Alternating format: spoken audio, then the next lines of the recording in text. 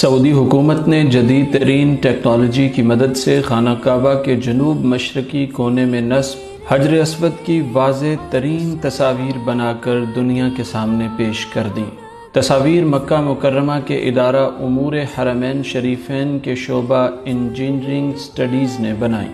یہ 1000 سے زیادہ تصاویر دنیا بھر کے مسلمان پہلی بار دیکھ سکیں گے۔ حجر اسود کی یہ عکس بندی 49,000 میگا پکسل کی حد تک باریک بین تھی۔ تصاویر کو بنانے میں 50 سے زیادہ گھنٹے صرف ہوئے۔ حجر اسود سے خانہ کعبہ کا طواف شروع ہوتا ہے اور اسی پر ختم ہوتا ہے۔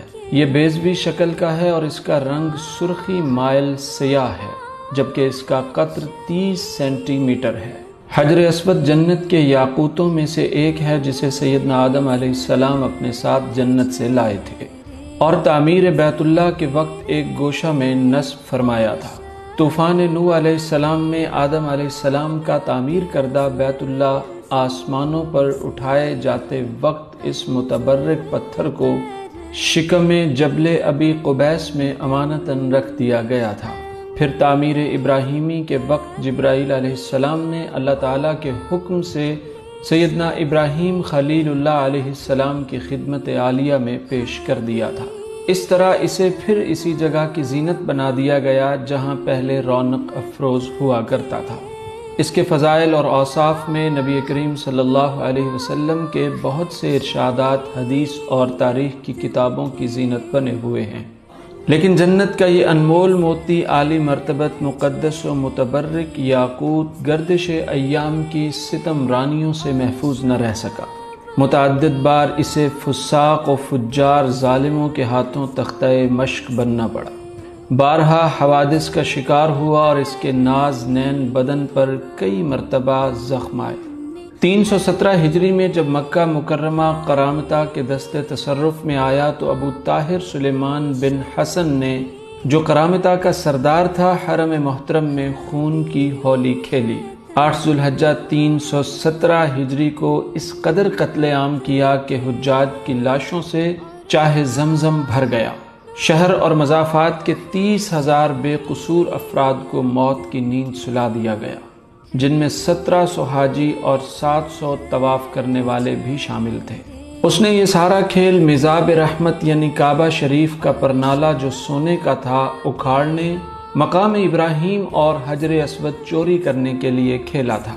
14 ذوالحجہ 317 ہجری بروز اتوار عصر کے وقت جعفر بن حلاج نے ابو طاہر کے حکم سے حجر اسود کو کدال سے اکھاڑ لیا، اس پر کئی ضربیں لگائیں جس سے کچھ ریزے ٹوٹ گئے اور حجر اسود بحرین لے گئے اور اس کی جگہ خالی رہ گئی۔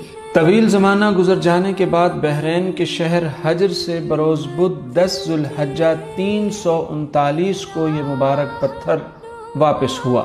واپسی بھی معجزہ نما تھی۔ قرامتیوں سے بار بار جب واپسی کا مطالبہ زور پکڑ گیا تو انہوں نے یہ عذر پیش کیا کہ وہ پتھر دوسرے پتھروں میں مل جل گیا ہے، ان میں سے اسے الگ کرنا ہمارے بس کا روگ نہیں، اگر تمہارے پاس اس کی کوئی علامت ہے تو تلاش کر لو۔ چنانچہ علماء کرام سے استفسار کیا گیا تو انہوں نے ارشاد فرمایا، ان سب پتھروں کو آگ میں ڈالا جائے، جو پتھر آگ میں پگھل یا پھٹ جائے وہ حجر اسود نہیں ہوگا۔ حجر اسود کو آگ متاثر نہیں کر سکتی کیونکہ یہ جنت کا پتھر ہے۔ اس طرح اس مقدس پتھر کی برتری اور مقبولیت کا لوہا منوا کر اسے واپس لوٹایا گیا اور پھر سے کعبہ شریف کی زینت بنا دیا گیا۔ علامہ جلال الدین سیوطی اور علامہ ابن خلدون نے لکھا ہے، ظالم ابو طاہر چیچک کے عارضے میں مبتلا ہوا، اس کا جسم پھٹ گیا اور نہایت ذلت کے ساتھ مرا۔ مسلمان جانتے ہیں کہ طواف کی ابتدا حجر اسود کے استلام سے ہوتی ہے۔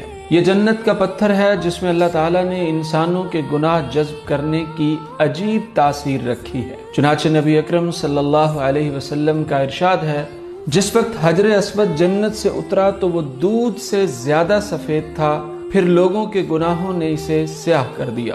جامع ترمذی میں ایک اور روایت ہے کہ حجر اسود اور مقام ابراہیم جنت کے یاقوتوں میں سے 2 یاقوت ہیں۔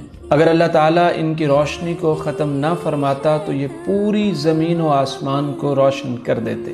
یہ بھی مروی ہے کہ حجر اسود قیامت کے دن اپنے بوسہ لینے والے اور استلام کرنے والوں کے حق میں سفارش کرے گا، اور اس دن اللہ تعالیٰ اس کو زبان اور ہونٹ عطا فرمائیں گے۔ نبی اکرم صلی اللہ علیہ وسلم پر حجر اسود کے پاس آنے کے وقت رقت اور محبت طاری ہو جاتی، گویا آپ اس کا احترام کرتے اور اسے سلام کر رہے ہوتے تھے۔ غور سے دیکھیے، اس پتھر میں جنت کے رنگ ملیں گے، جنت کا نور نظر آئے گا، جنت کی خوشبو ملے گی۔